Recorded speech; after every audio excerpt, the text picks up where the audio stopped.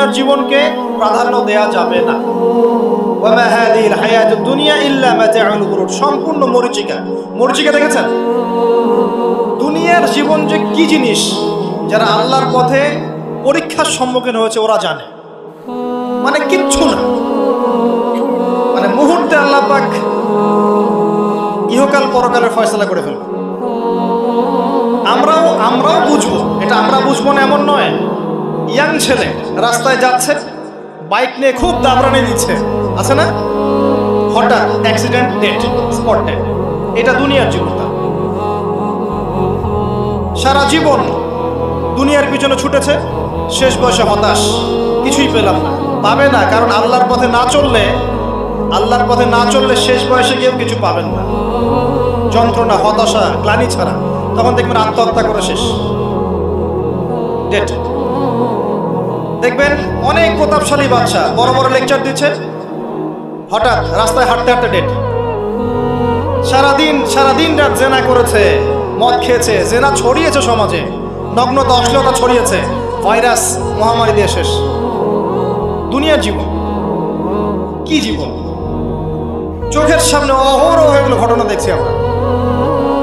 যাচ্ছে খুব সাদাল্লাদ করে, বর বিয়ে করতে যাচ্ছে, কার অ্যাক্সিডেন্ট, শেষ, ডেড। কিছু সাহাবী তো এমনও ছিলেন, বদরের যুদ্ধ করতে এসেছেন, হাতের মধ্যে কিছু খেজুর আছে, খেজুর খাচ্ছেন, খোরমা খেজুর খাচ্ছেন।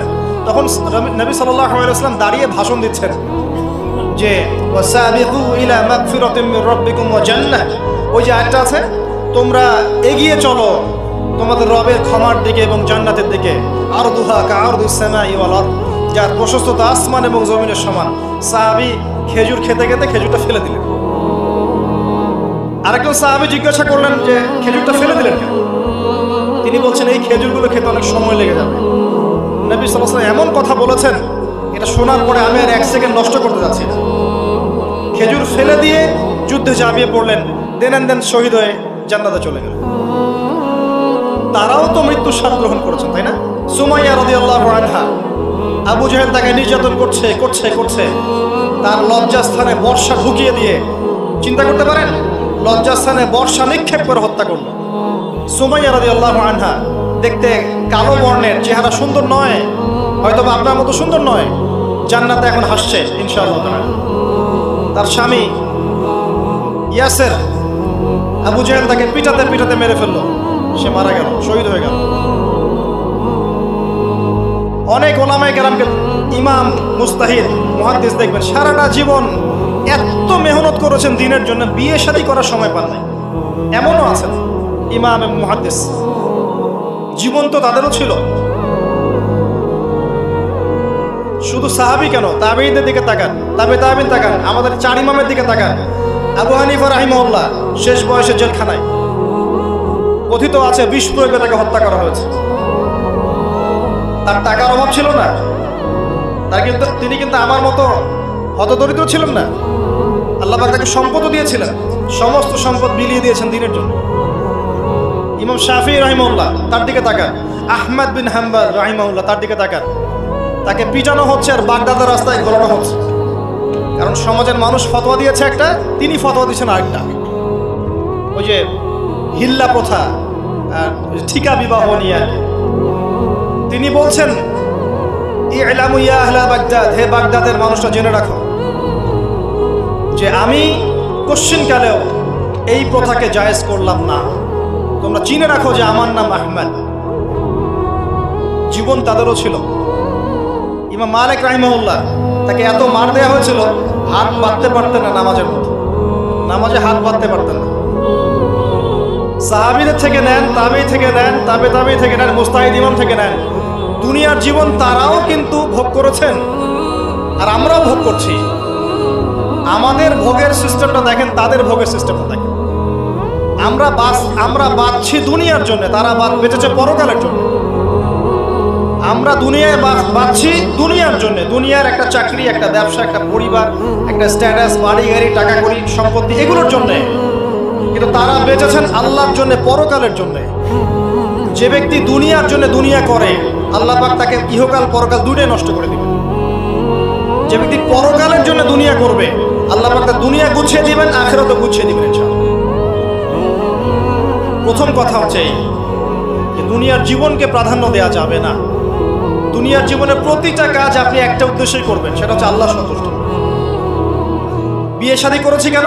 আল্লাহর জন্যে। পরিবার গঠন করেছি কেন? আল্লাহর জন্যে। সন্তান নিয়েছি কেন? আল্লাহর জন্যে।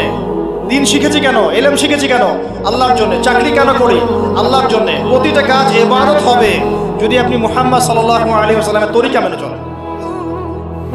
ওয়া মা খালাকতুল জিন্না ওয়াল ইনসা ইল্লা লিয়াবুদুন, শুধুমাত্র ইবাদত করার জন্যই আল্লাহ পাক জিন এবং মানুষ জাতিকে সৃষ্টি করেছেন।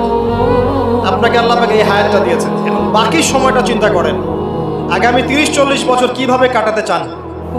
দুনিয়ার জন্য বাঁচবেন না আল্লাহর জন্য বাঁচবেন? যদি আল্লাহর জন্য বাঁচতে চান, সর্বশেষ হেদায়েত আল কোরআন এবং সর্বশেষ নবী মুহাম্মদ সাল্লাল্লাহু আলাইহি ওয়াসাল্লাম, এর বাইরে কিচ্ছু নাই ভাই। সারা দুনিয়ার মানুষ মিলে যদি বলে যে কোরআন সুন্নাহর মধ্যে আছে সুদ হারাম, কিন্তু সুদ হালাল, হালাল হালাল, কোশ্চিন কালে হালাল হবে না। সারা দুনিয়ার মানুষ একটা মাঠে যদি এসে বলে সুদ হালাল, সুদ ভালো, কোশ্চিন কালে হালাল হয়ে যাবে না, হারামই থেকে যাবে। সারা দুনিয়ার মানুষ যদি বলে পর্দা করার দরকার নাই, এটা সেকেলে সেকেলে সেকেলে, এটা সেকেলে হয়ে যাবে না, এটা ফরজ থেকে যাবে। কিচ্ছু নাই কোরআন সুন্নাহর বাইরে, কিচ্ছু নাই। যা আছে দেখছেন বোগাস, যার কোনো ভিত্তি নাই, মানুষের মন গড়া প্রবৃত্তির অনুসরণ। এখন আপনি যখন কোরআন এবং সুন্নাহর কাছে আসতে চাইবেন, তখন কিন্তু আপনি চতুর্দিক থেকে বাধা পাবেন। এই পথ চলাটা এত সহজ হবে না। হ্যাঁ, কাদের জন্য সহজ হবে? যারা প্রোটেস্ট্যান্ট মুসলিম হবে। কি মুসলিম? প্রোটেস্ট্যান্ট মুসলিম। এটা কেমন? মানে ওটাও ঠিক এটাও ঠিক, সুদ খেলেও হয় না খেলেও হয়, পর্দা করলেও হয় না করলেও হয়, নামাজ পড়লেও হয়, মাঝে মাঝে ছাড়লেও হয়, যাকাত দিলেও হয় না দিলেও হয়। মডারেট প্রোটেস্ট্যান্ট মানে কোরআন সুন্নাহ যা আছে এগুলো খুব কঠিন মনে হয়, একটু মৌলবাদী মৌলবাদী মনে হয়, এগুলো মানলে তো এই যুগে চলা যায় না, এগুলো ওই যুগের জন্যে, এরকম ভার্সনে যারা চিন্তা করবে তাদেরকে কষ্ট পেতে হবে না। তারা দেখবেন কষ্ট না করেই দুনিয়ার জীবন কাটিয়ে দিচ্ছে, ওদের কোনো বাধা বিপত্তি আসবে না। আপনি যখন কোরআন সুন্নাহকে আঁকড়ে থাকবেন, কেমন করে আঁকড়ে থাকবেন? মারির দাঁত দিয়ে কামড়ে থাকবেন, নবীজি বলেছেন। মারির দাঁত দিয়ে কামড়াতে বলেছেন, সামনের দাঁত দিয়ে কামড়ালে ছটকে যাবে, টান দিলে ছিঁড়ে যাবে। মারির দাঁতে কামড় দিলে টান দিলে সহজে ছিঁড়বে না। এভাবে থাকলে আপনার মাথা আসবে। এখন আপনার সামনে দেখবেন আপনি কিছু ফিতনা এবং কিছু সলিউশন। আপনি নিয়াত করেছেন যে আপনার যে গুনাহগুলো হয়েছে এগুলো থেকে আপনি তওবা করবেন ইনশাআল্লাহ। আগামী দিনগুলো আপনি কোরআন এবং সুন্নাহ অনুসারে চলবেন। এই কথা সাথে একমত আছেন তো?